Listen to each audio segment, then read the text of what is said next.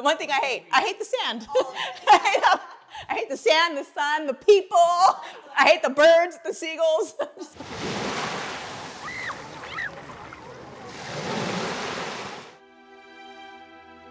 The beach run, so scenic, so dramatic, and slow motion-y.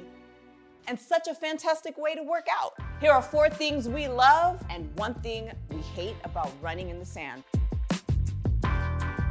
Number 1, less impact. There's less stress put on our joints like our hips, knees, and ankles. Number 2, smaller muscles get a workout. Oftentimes, some of the weakest links for runners are the stabilizing muscles. We're working those glutes, we're working those hips, those ankle stabilizers.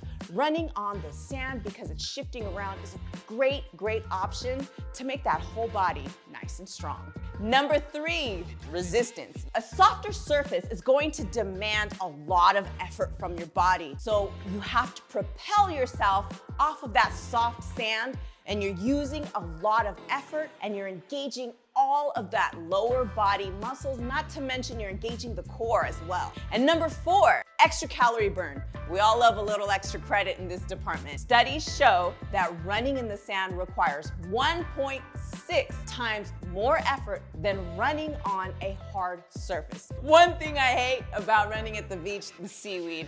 Ew, it gets stuck in your toes. You don't know even what it is sometimes. It's slimy, it's creepy. Sometimes they look like little sea creatures just tangling up in your feet. So just jump over it.